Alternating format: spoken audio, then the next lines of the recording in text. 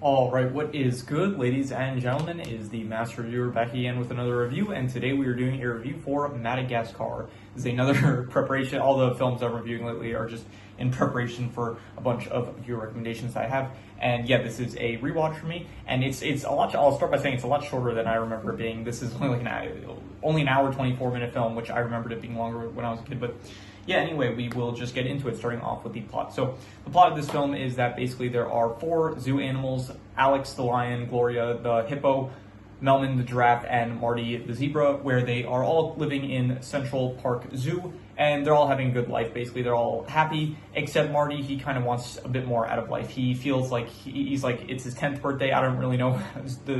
I'm not a zoologist. I don't know how zebras age exactly, but they say that he's 10 years old, so anyway, so he wants to go out and see the world, basically. He has this mural that he looks at every day of zebras in the wild, and he himself wants to experience that. He wants to go out into the wild. So the plot of the film is that basically it's kind of split into two halves of like first actually getting to Madagascar, and then once they're in and like the events happen in Madagascar. So the beginning of the film is basically Marty ends up escaping from the zoo. I don't actually think that they show how he escaped. I assume he just like was able to jump over the fence and leave through the exit or whatever. So anyway, he leaves, and so subsequently also Alex, Melman, and Gloria, they follow after him. Basically, his goal is he wants to get to. For some reason, he's going to Connecticut because like Melman said something. I forgot exactly what he said, Melman, but Melman mentioned like Connecticut at some point early in the film, and so like he said like you should go to Connecticut or something like that, and so Marty's trying to get to Connecticut by going to like Grand Central Station, and then from Grand Central Station getting to Connecticut, and so that's like what he's doing. All the rest of them are just like kind of following after him, and so eventually, just skipping ahead, they end up in Grand Central Station. Here, Alex, Gloria, and Melman, they end up in Grand Central Station, and they like meet up with Marty. Basically, they track him down. And from there, they end up getting captured by animal control, where they are sent back to the zoo. And then basically everyone thinks like, oh, they want to be free in the wild, and so we are going to send them to the wild where we think that they belong. So yeah, they are sent on a boat that is heading for Kenya. But I forgot to mention this, but Marty himself was kind of inspired as well to go to the wild by the penguins. There's penguins at the zoo, and they are heading to the wild, like that's it. They're going to the wild, their version of the wild being Antarctica, and so that kind of also inspires Marty to leave. And so the penguins are on the same boat that all the animals are on as well as like there's also monkeys from the zoo that apparently are also there for some reason. I don't actually know why that would be the case. Maybe they said, I don't know what they're. Yeah, honestly, now I'm thinking about it, why were the monkeys like on the same boat that the rest of the animals were on? Maybe like they sent all the wild animals to. They were sending all of them to head to Africa, I guess. So anyway, so the penguins, they commandeer the boat and set it off course to head to Antarctica, and in doing so, the boat kind of like turns in a way that the boxes that Marty, Alex, Gloria, and Melman, their boxes kind of fall off of the ship, so they end up drifting onto the beaches of Madagascar. And this is where we get into like the second half of the film, where they are in Madagascar. They end up meeting like King Julian and the rest of the lemurs, and so yeah, the pretty much the only one that is not really adapting well is Alex. Marty is like enjoying himself, Gloria's enjoying herself, Melman is as well, and Alex is the only one. Alex was the one that while they were at the Central Park Zoo, he was the one that was like the king there of Central Park Zoo, where he very much was pampered to an extreme extent. Like I don't know, I'm saying extreme. Like he was the one that like felt like he was treated the best there. I assume like they were all treated good, but like he himself had grown accustomed to like the praise that he would get like for his act, I guess. So anyway, he ended up.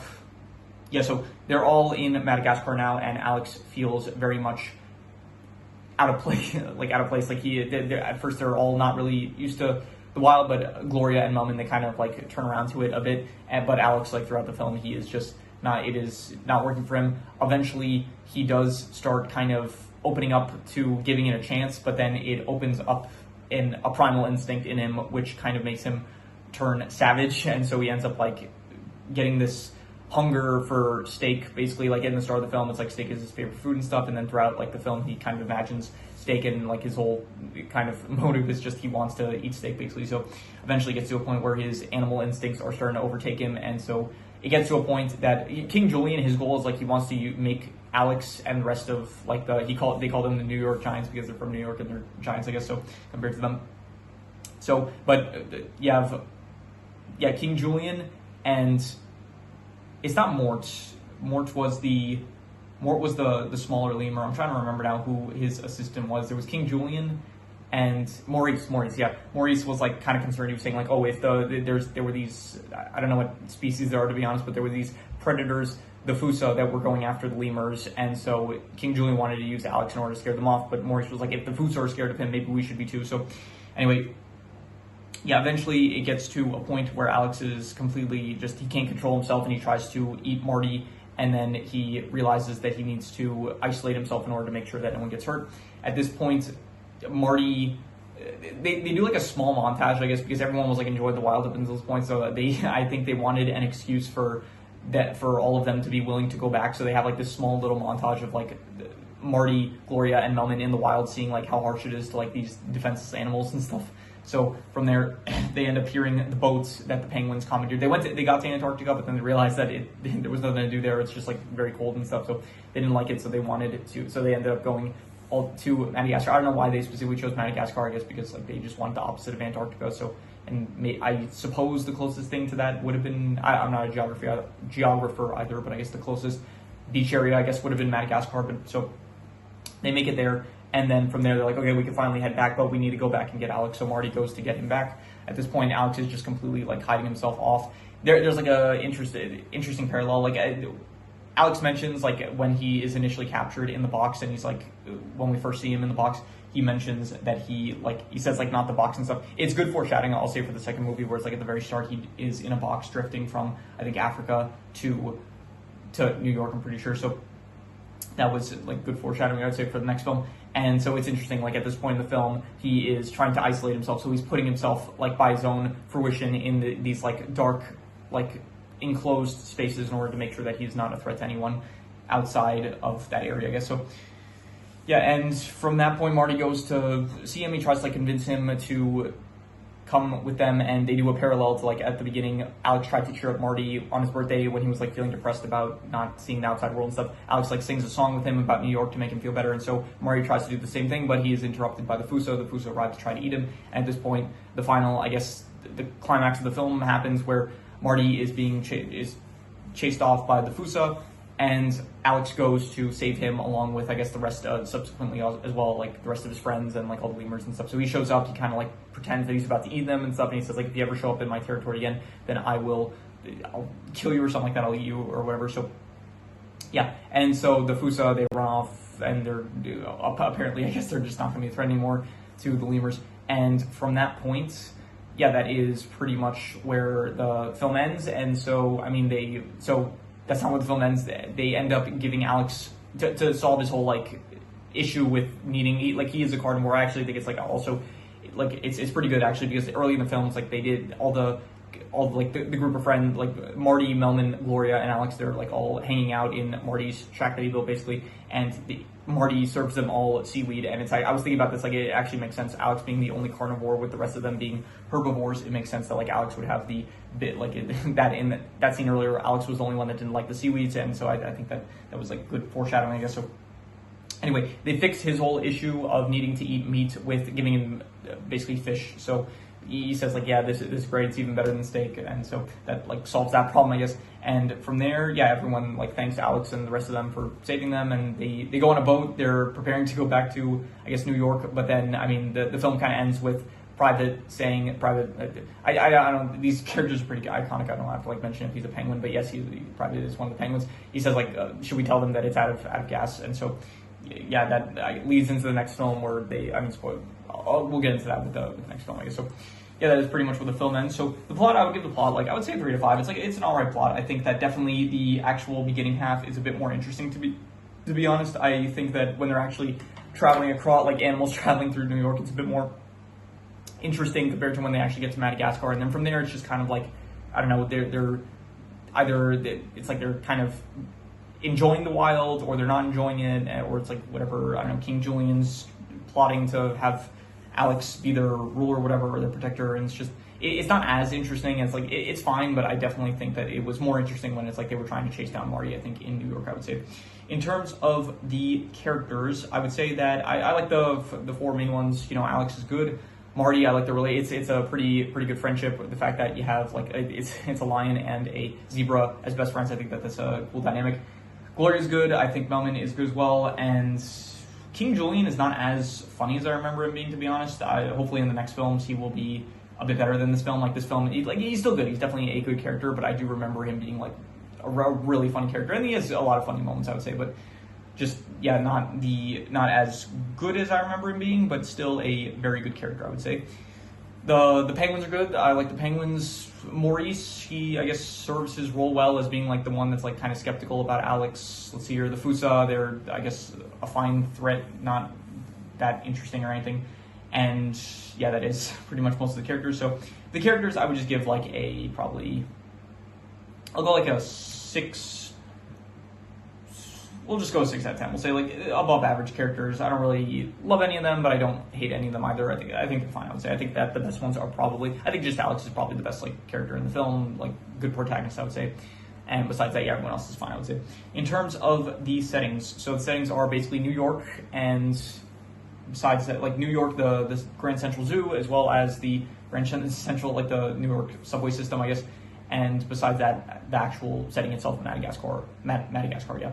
I think Madagascar is a nice setting. I don't really care for the forest areas as much, but I do like the beach areas, I would say. And besides that, the New York areas, I guess, are fine as well. They throw a bit of shade to New Jersey in one joke that they make, and yeah, I take great offense to that as a past resident of New Jersey. So anyway, yeah, I would say that the settings are, I'd go like another 6 out of 10. Yeah, we'll go with a generous 6 out of 10. We'll say it's like above average. It's fine. It's not really. I think in the next, the films after, like when you get to like the casino area in the third film, or like in the next film, the plane or whatever, I think that there's maybe a bit more interesting areas in the next few films. But yeah, it's just kind of basic in this film, I'd say. In terms of the art style, I think that the art style, it works. I kind of like the animation more than the art style. The animation of like how the characters move and stuff, I think is pretty good. Like there's some good physical comedy moments that I do like, and like some good reactions from characters and stuff. The actual art style itself is a bit, it's like early kind of DreamWorks. I don't remember what year this film came out, but it's definitely not as good as like here. I think the last film that I reviewed was Puss in Boots: The Last Wish. Puss in Boots: The Last Wish, yeah. And I think that one, like that's like my standard for good animation, not animation, sorry, art. Well, animation as well, I would say, but art style, that is like where I'm thinking like that's. Like to go from that to this, it's like a bit, yeah, it's definitely a downgrade, I would say. But the art style, it's like, I don't know. We'll just go like a 5.5. I don't love it, but it's all right. It works definitely. And for the year that it released, probably it was probably like good, I would say. In terms of the comedy I would give probably, I'll just go a 6 out of 10. I'll say it was like above average. I think that there were a few good moments. I would say again the physical comedy was pretty good. Not too many like actual joke delivery, like not any like actual jokes I feel like that were that good, but a lot of like good movements and stuff and reactions and stuff like that, I would say, which above average I'll give the comedy. In terms of the worst thing, I will say that the worst thing was, I don't like the Fusa at all. The Fusa, it's like their whole thing was that they would just show up to like they were a plot device. They were just like a threat to that was so that King Julian could interact with like Alex and the rest of the animals, I would say.